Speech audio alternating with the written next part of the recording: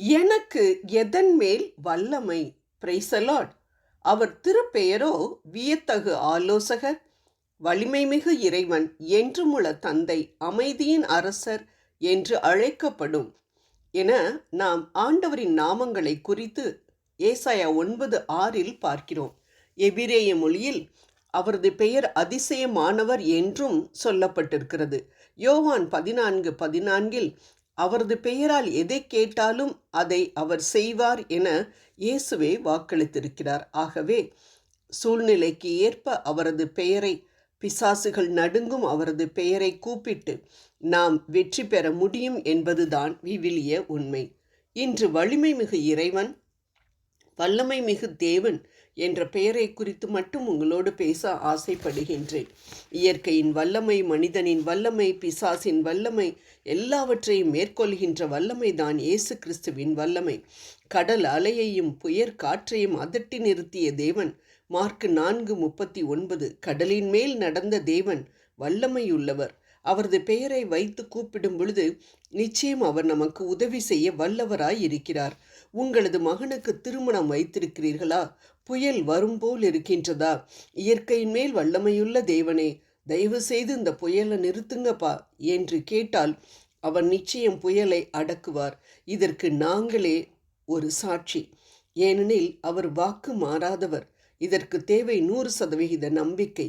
சூரியனையும் சந்திரனையும் நகரவிடாமல் நிறுத்தி காண்பித்த யோசுவாவின் சந்ததியாகிய நம்மால் முடியாதா? நிச்சயம் முடியும்.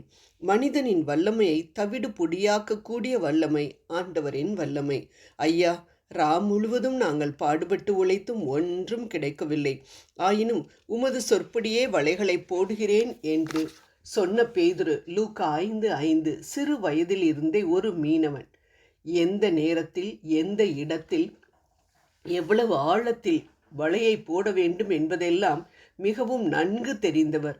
மீன்பிடி தொழிலின் அனைத்து நுட்பங்களையும் அறிந்தவர். ஆனால் அவரது மனித ஞானம் ஆண்டவரின் வல்லமைக்கு முன் ஒன்றுமில்லாமல் போய்விட்டது. இயேசு சொற்படி போட்டபின் வலை கிழிந்து போகத்தக்க வகையில் மீன் பிடித்ததை நாம் காண்கிறோம். எவ்வளவுதான் நாம் நம் அறிவினால் உயர உயர போனாலும் நமது வல்லமை ஆண்டவரின் வல்லமைக்கு முன்னால் பலனற்றது என்பதை நாம் உணர வேண்டும். ஆம், பிசாசின் வல்லமையை மேற்கொள்ளக்கூடிய வல்லமை நம் ஆண்டவரின் வல்லமை. பிசாசு பிடித்திருந்த இருவரை நம் இயேசு பிசாசின் பிடியிலிருந்து விடுவித்ததை நாம் மத்தேயு 8:28 வாசிக்கிறோம். அவரை பார்த்தவுடன் பிசாசுகள் நடுங்கின, தங்களை வேதனைப்படுத்த வேண்டாம் என கதறின. பிசாசுகளுக்கு தெரியும் இயேசுவின் வல்லமை எத்தகையது என. ஆனால் நமக்கு ஏன் இது தெரியாமல் போய்விடுகின்றது? அன்பானவர்களே, நமது பாவங்களை ஆண்டவரிடம் அறிக்கையிட்டு அவரிடம் மன்னிப்பை வாங்கி அவரின் பரிசுத்த இரத்தத்தினால் கழுவப்பட்டு அவரின் பிள்ளைகளாகிய மாறிய நாம் இயேசுவின் பெயரினால் நிச்சயம் பிசாசுகளை துரத்த முடியும், விரட்ட முடியும். மார்க் 16:17. ஆமேன். இயேசு என்ற பெயரை கேட்டாலே பிசாசுகள் நடுங்கும் என நாம் யாக்கோபு 2:19 பிலிப்பியர் 2:9-11 வரையிலும் பார்க்கிறோம்.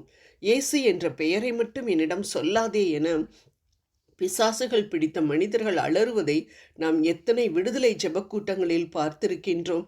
விசுவசித்து பிசாசுகளை துரத்த வேண்டிய கிறிஸ்தவர்களே, எனக்கு யாரோ செய்வன செஞ்சிருக்கிறாங்க, அதனால இந்த மனுஷரை போய் பார்த்தா எல்லாமே நடக்கும்னு சொல்கிறாங்க என்று அதை எடுக்க வேண்டும் என்று சொல்லி மந்திரவாதிகளிடம் செல்வதை பார்க்கும் பொழுது எவ்வளவு வேதனையாக இருக்கிறது. விடுதலைக்கு பதிலாக 3ஆம் 4ஆம் தலைமுறை வரைக்கும் சாபத்தை அல்லவா விரும்பி ஏற்றுக்கொள்கிறார்கள். பிசாசின் தலையை மிதிக்கும் இயேசுவை விட்டுவிட்டு பிசாசிடமே செல்வது எவ்வளவு வேதனைக்குரிய விஷயம். ஆம் அன்பானவர்களே, இறை வார்த்தையும் தேவனும் ஒன்று, வெவ்வேறு அல்ல என்று நாம் யோவான் 1:1 வாசிக்கின்றோம். ஆகவே பிசாசின் தாக்குதல்கள் நம் வாழ்வில் தென்பட்டால் வல்லமை மிகு தேவன் என்ற உமது பெயரை வைத்து கேட்கிறேன். பிசாசின் வல்லமையை எனக்காக ஒடுக்கும் ஆண்டவரே என கேட்கும் பொழுது வாக்குமாறா தெய்வம் நிச்சயம் நமக்கு விடுதலை அளிப்பார் என்பதில் சந்தேகமே இல்லை. ஜெபம் செய்வோம். வல்லமை மிகு தேவனே, அன்பு தெய்வமே, நாங்கள் எங்கள் அறிவிலும் திறமையிலும் நம்பிக்கை வைக்காமல் வல்லமை மேல் நம்பிக்கை வைக்கவும் பெயரால் பிசாசுகளை துரத்தவும் எங்களுக்கு கிருபை புரியும். ஆமேன்.